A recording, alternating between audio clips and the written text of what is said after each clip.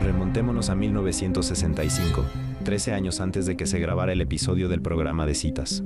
Morgan Rowan era una niña de 13 años que se había mudado a North Hollywood con su familia. La tímida joven iba a una escuela católica y disfrutaba de la vida libre de California. Una noche decidió salir con una amiga a su lugar favorito, el Hullabaloo Club, una famosa discoteca a la que asistían hasta las celebridades más conocidas. Mientras estaban en el estacionamiento esperando a que llegaran las bandas, Morgan vio que había dos chicos mayores que las miraban y le sonreían. Y su amiga le dijo, ese de allí se llama Rod. Rodney era alto y atractivo, y era muy carismático, atraía mucho a la gente. Y a las chicas les encantaba. La noche en que lo conocí, él nos miraba, nos sonreía y nos guiñaba el ojo. Y finalmente hizo un gesto para que nos acercáramos. Después de unos minutos, la amiga de Morgan se fue para verse con alguien, y la dejó sola con Rodney y su amigo. A Morgan no le importó, porque le parecía un hombre interesante, y le gustaba que le prestara tanta atención. Yo quería, me abrazó fuerte y no paró de sonreír. Morgan creía que Rod solo estaba coqueteando con ella, pero no sabía cuáles eran sus verdaderas intenciones. Me agarró fuerte del brazo y me llevó a un callejón detrás de la discoteca. Creo que me golpeó la cabeza contra la pared, porque quedé inconsciente. Y cuando recuperé la conciencia, sentí que había algo que me presionaba el pecho. Cuando Morgan despertó, estaba parada contra la pared, y vio que Rod había colocado un contenedor de basura contra ella, y la había golpeado fuerte mientras estaba inconsciente. Pero Rod no estaba cuando despertó, así que pudo escapar. Golpeé la puerta de la discoteca y el dueño llamó a su esposa. Ella me ayudó. Después de eso, no quería volver a cruzarme con él. Durante los 3 años siguientes, Morgan evitó cualquier contacto con Rod. Estaba muy conmocionada, pero con el tiempo volvió a salir con sus amigos. Hasta finales de agosto de 1968. Cuando tenía 16 años, me enteré de que nos mudábamos a Nueva York. Estaba muy enfadada, porque no quería alejarme de mis amigos.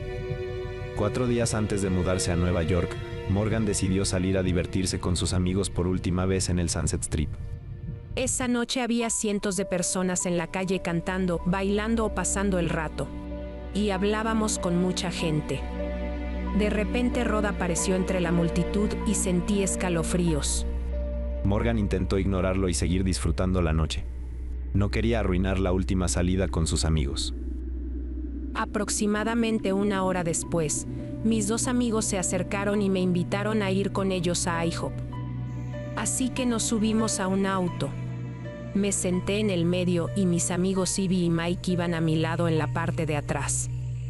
De repente Rod se sentó en el asiento del conductor y arrancó el auto.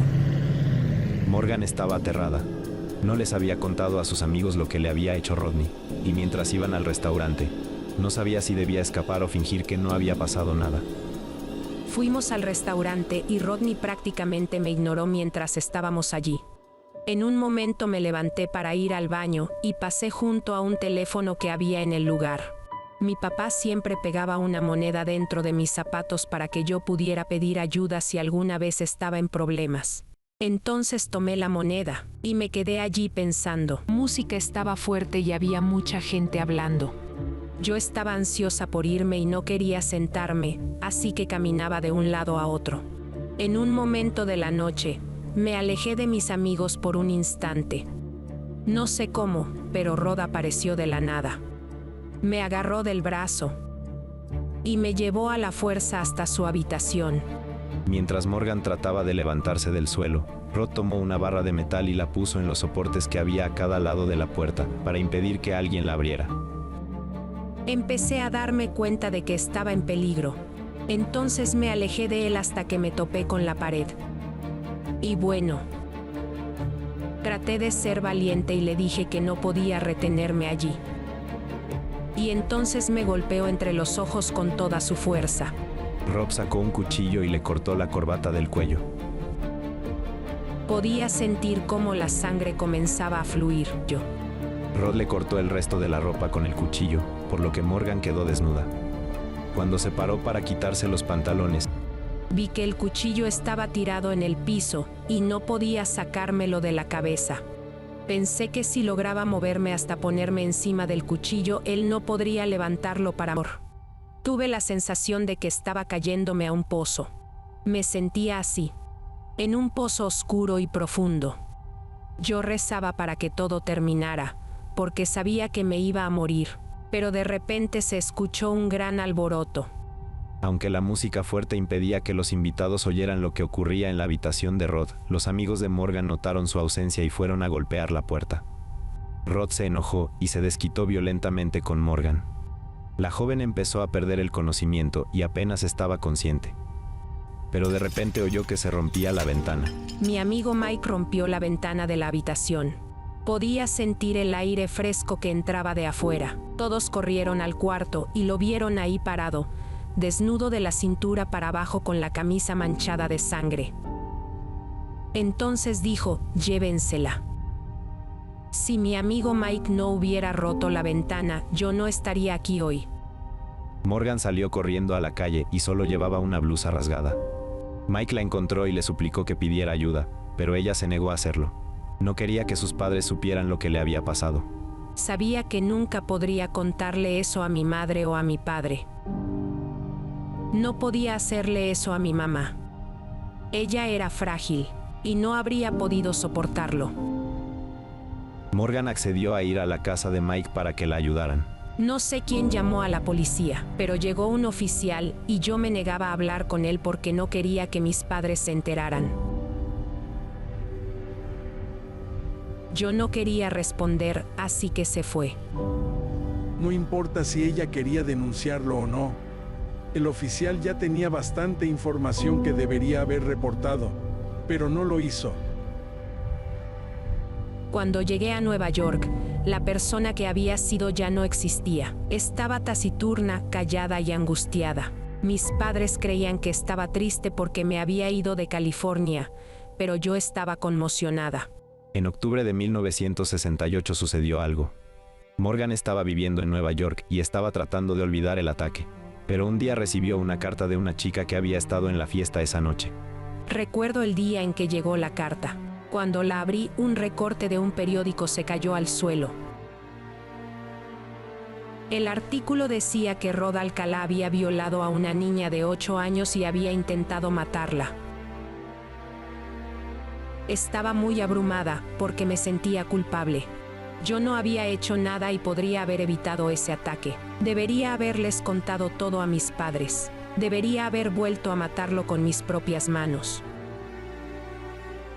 Y bueno, darme con alguien. Pero no sabía el nombre de la víctima, y ni siquiera sabía si estaba viva. Eso me destrozó. Soñaba con ella todo el tiempo.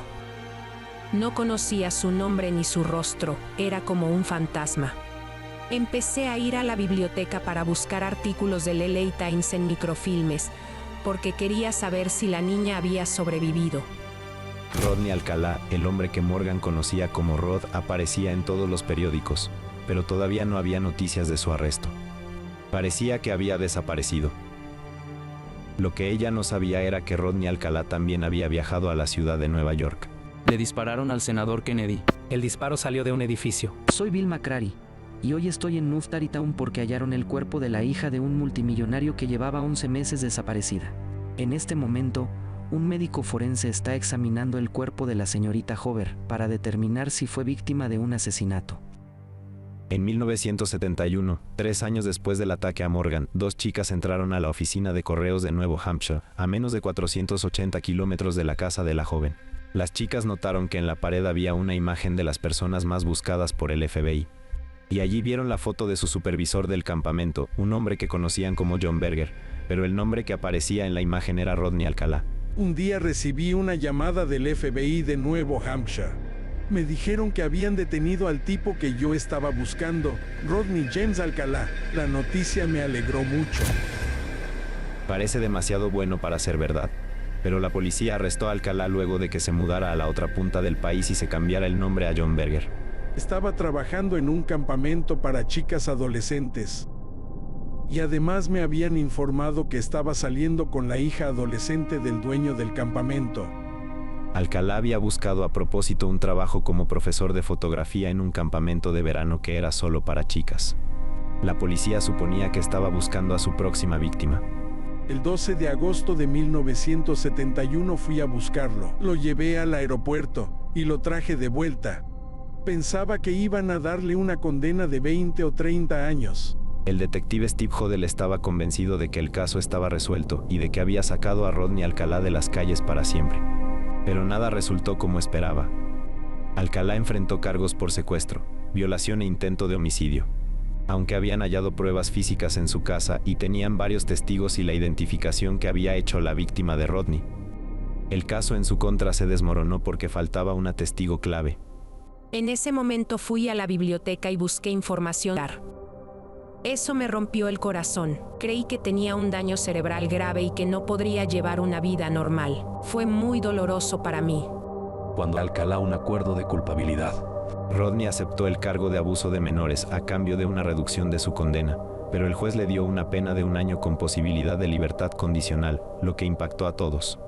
Eso significaba que Alcalá podía salir de prisión después de 12 meses, si convencía a la Junta de Libertad Condicional de que se había rehabilitado.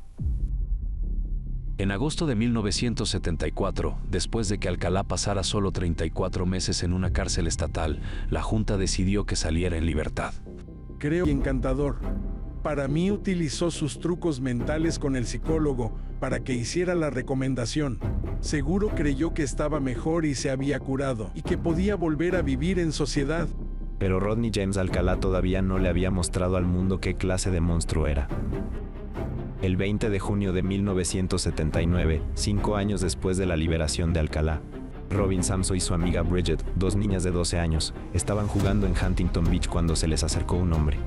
Les dijo que era fotógrafo profesional y les preguntó si podía tomarles una foto. Ese era el método que usaba Rodney Alcalá para atraer a sus víctimas. Solía buscar chicas, las convencía de que era fotógrafo profesional y les decía que iba a hacer una sesión de fotos para una revista. Mientras el hombre le sacaba fotos, una vecina se acercó a las niñas y les preguntó si estaban bien, preocupada por la presencia de ese extraño. Apenas llegó la mujer, el fotógrafo dio vuelta la cara y se fue corriendo. El tipo se acercó a 2 niñas de 12 años. ¿Quién hace eso? En ese momento era algo tan perturbador como lo es ahora. Poco después de ese episodio, Robin se fue porque tenía una clase de ballet a las 4. Bridget le prestó su bicicleta para que no llegara tarde. 1 hora después, la mamá de Robin recibió una llamada del estudio de ballet, porque su hija no había ido a la clase. Mary Ann, la madre de Robin, llamó de inmediato a Bridget, la amiga con la que la habían visto por última vez, y así se enteró de que un extraño se les había acercado. Llamaron a la policía y Bridget se reunió con una dibujante y la ayudó a crear este retrato. La imagen se compartió en todos los medios. Todo el mundo estaba buscando a este hombre y a Robin, la niña desaparecida, pero no lograban hallarlos. Fue terrible. Ese fue el momento más horrible porque no sabía qué había pasado. Robin Samso era una niña de 12 años, rubia y de ojos azules, y era el claro ejemplo de una jovencita saludable. Ella tenía un aura especial, y sin dudas todos los que la conocían la adoraban. Probablemente era la hija más amorosa que una madre podría tener. Ella hacía todo para complacerme. El 2 de julio, 12 días después de la desaparición de Robin, hallaron su cuerpo en las colinas de Sierra Madre, a más de 60 kilómetros de donde la habían visto por última vez. Yo quería ir a verla, pero me dijeron que no podía, así que les pregunté por qué no podía ver a mi hija. Entonces me dijeron que habían tardado 3 días en identificarla. Pregunté por qué habían tardado tanto, cuántas niñas rubias de pelo largo desaparecidas podía haber. El detective me tomó de los hombros, y también tenía lágrimas en el rostro. Y me dijo que el cuerpo no tenía cabello. La madre de Robin estaba destrozada. La pérdida de su hija la cambió para siempre. La ciudad de Los Ángeles estaba conmocionada por el asesinato de Robin, y la policía no lograba encontrar un sospechoso. Una tarde, el detective Jenkins del Departamento de Policía de Huntington Beach recibió una llamada importante. Un agente le informó que había un hombre en libertad condicional con un aspecto muy similar al tipo del retrato, y le dijo que se llamaba Rodney Alcalá. La llamada ocurrió al final del día, y los policías que Jenkins necesitaba descansar. El detective Jenkins planeaba ir a ver a Rodney Alcalá al día siguiente temprano por la mañana, Pero primero de algo, no podía dejar de pensar en que quizás habían identificado al sospechoso. El nombre Rodney Alcalá le daba vueltas en la cabeza, incluso cuando se sentó frente al televisor para ver la repetición de un programa de citas. Muy bien, el pretendiente número 1 es fotógrafo. ¿Y saben qué le dijo un fotógrafo a otro? Revélate. Denle la bienvenida a Rodney Alcalá. Bienvenido, Rod. Alcalá había ganado un concurso de citas en un programa de televisión. El participante 1 debe saludar a Cheryl. Nos divertiremos mucho juntos, Cheryl. En retrospectiva, es muy escalofriante ver ese episodio. Tengo una pregunta para el pretendiente 1. Dime. Para ti, ¿cuál es la mejor parte del día? La mejor parte del día es la noche, sin dudas. Por la noche sucede lo bueno. Ese hombre tuvo el descaro de atreverse a ir a un programa que se transmitía en todo el país para seguir buscando más mujeres. El detective Jenkins no podía creer que el asesino de Robin Samso estuviera en televisión. Finalmente había confirmado que ese era el hombre del retrato. De inmediato llamó a la policía para decirle al subinspector que había identificado a Rodney Alcalá, pero no podía evitar preocuparse por la chica del programa. El episodio se había grabado un año antes. La participante era Cheryl Bradshaw, y si ella lo elegía podría convertirse en su próxima víctima. ¿Saldrás con el pretendiente número 1, con el número 2 o con el número 3? ¿A cuál eliges? Me gusta la banana, así que Va a atacar en el futuro. Y también recuperó varios rollos que él no había revelado. Además encontraron varias joyas y diferentes pares de aretes. Hallaron un par de aretes que tenían bolitas de oro. Y los testigos habían dicho que Robin llevaba aretes así el día que desapareció. Finalmente habíamos encontrado algo concreto que vinculaba a Rodney Alcalá con Robin Samso. En febrero de 1980 se realizó el juicio contra Alcalá. El tribunal estaba lleno de gente. La madre de Robin también estaba presente. Estaba sentada detrás del asesino de su hija y podía verlo claramente. Tenía la mano dentro de la cartera mientras sostenía un arma. Nadie en el tribunal sabía que ella quería dispararle a Rodney, ni siquiera Tarana, la hermana mayor de Robin, que estaba sentada a su lado. La verdad es que mi mamá nunca volvió a ser la misma. Cambió para siempre. Parecía como si su vida tuviera un vacío enorme. Y los demás solo pudieran mirarlo desde afuera. Realmente no le importaba nada más en ese momento. Ella quería venganza por su hija. Le habría disparado entre los ojos si hubiera podido hacerlo. Recuerdo que mi mamá estaba muy tranquila ese día y dijo varias veces que todo iba a estar bien. No paraba de repetirlo. Pero en un momento sintió que Robin estaba allí. De repente sentí el olor de su champú. Sentí un calor en la mano y no pude sacarla de la cartera. Recuerdo que mi madre me dijo que había escuchado la voz de Robin y que le había dicho que no lo hiciera. El 30 de abril de 1980 el jurado leyó el veredicto. Rodney Alcalá fue declarado culpable y condenado a muerte. Esto no le devuelve la vida a mi hija, pero tal vez ayude a salvar a otras personas. Para el horror de la familia de Robin, sucedió algo impensable. Luego de 4 años, decidieron revocar la condena. En una votación que resultó 5-1, la Corte Suprema de California determinó que Rodney Alcalá no tuvo un juicio justo. ¿Rodney Alcalá será ejecutado en algún momento? Eso no sucederá si puedo evitarlo. Esto es un castigo para nosotros. Y él es el criminal aquí. No tiene nada que perder. Estamos destruidos. Y no podemos creer lo que pasó. Él está bien y nosotros estamos destrozados. El jurado de este caso declara al acusado Rodney James Alcalá culpable del delito que se le imputa. Sin dudas, la pena de muerte es la única condena que se puede aplicar en un caso como este. La segunda vez lo declararon culpable. Le dieron la pena de muerte de nuevo y estábamos muy felices. Pero en el año 2001, sucedió algo muy inesperado. La pena de muerte de Rodney Alcalá volvió a anularse. Y la familia de Robin se vio obligada a participar en otro juicio que podría resultar en su liberación. Mi mamá se desmoronó en ese momento. Hemos vivido un infierno por culpa de ese animal. Hemos sufrido mucho, se los aseguro. Cada vez que anulan la condena, siento como si perdiera a Robin de nuevo. No sé si alguna vez perdiste a un hijo, pero es devastador. No hay nada tan doloroso como eso. Me asignaron este caso en 2003. Recuerdo que mi jefe me entregó toda la información y me dijo que iba a ser difícil de resolver. Cuando Matt Murphy tomó el caso, decidió volver a revisar las pruebas, hizo que examinaran las joyas que habían encontrado en el depósito y pidió que les hicieran análisis de ADN. Después de solicitar que revocaran su condena y salirse con la suya, Rodney debía enfrentar un tercer juicio, pero no sabía que la ciencia forense estaba haciendo avances. Luego de ingresar, fiscal Matt Murphy y la policía de California y de Nueva York buscaron coincidencias en casos que no se habían resuelto. Lo que descubrieron fue mucho más impactante de lo que esperaban. Las pruebas de ADN lo vincularon con 4 asesinatos en Los Ángeles. Los de Joe Barcombe y Joe Wicksteed en 1977, el de Charlotte Lamb en 1978 y el de Joe Parento en 1979. El equipo de Nueva York lo vinculó con los asesinatos de Cornelia Creeley en 1971 y Ellen Hoover en 1977. Había cometido 4 de esos 6 asesinatos antes de ir al programa de citas. En ese momento supimos que Rodney Alcalá no solo era un asesino. Tomar el autobús para ir a la escuela porque estaba a unas cuadras, pero no me gustaba tomarlo sola.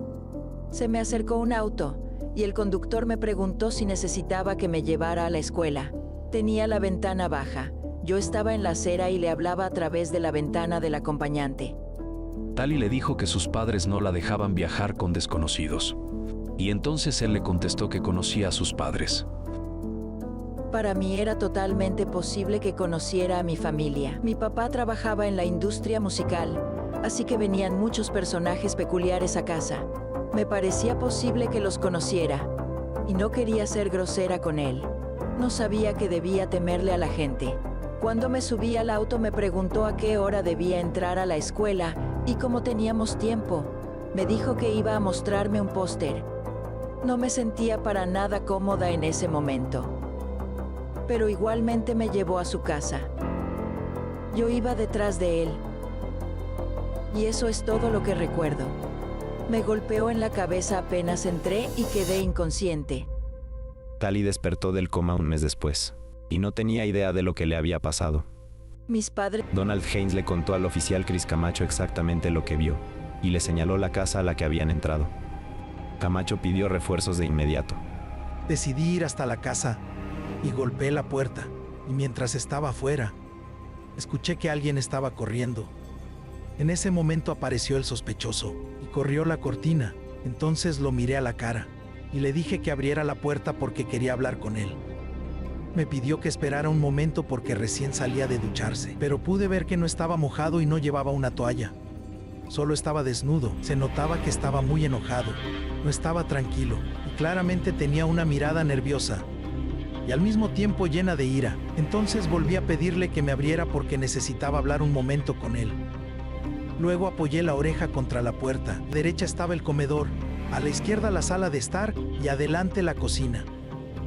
Y allí fue donde encontramos a la niña. Era muy pequeña. Había sangre por todas partes y la niña tenía una barra de metal en el cuello. El nivel de violencia que vimos que la niña estaba muerta porque no respiraba y no tenía pulso. Mientras el oficial Camacho revisaba la casa, vio que el sospechoso se escapó por la puerta trasera. Tenía la oportunidad de atraparlo, pero debía tomar una decisión: correr detrás del asesino o quedarse con la niña que parecía estar muerta. Estaba desesperado por capturar a ese tipo. Realmente quería atraparlo, pero no podía dejar a esa niña allí sola con una barra en el cuello. Y eso implicaba romper todo el protocolo para la escena del crimen, porque no podemos tocar ni modificar nada. Pero igualmente agarré una toalla, le saqué la barra del cuello a la pequeña y la puse a un costado. No podía creer que estuviera viva. Llamaron a una ambulancia de inmediato y Tali fue trasladada al hospital, donde tuvo que luchar por su vida. Mientras revisábamos la casa del sospechoso, hallé una billetera arriba de una mesa y la abrí de inmediato. Encontré una identificación que le pertenecía a un tal Rodney Alcalá y su rostro en la fotografía. No tenía dudas de lo que ese tipo era capaz de hacer.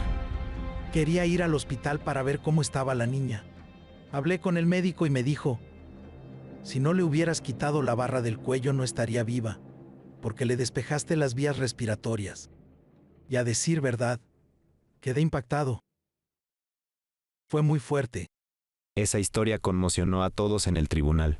El testimonio de Tali Shapiro los dejó a todos atónitos. Cuando salió de la sala, He rezado mucho por esto y le he encomendado mi odio a Dios. Ese sentimiento me consumió por 31 años y ya no dejaré que este tipo tenga poder sobre mí. pero la historia no acabó allí.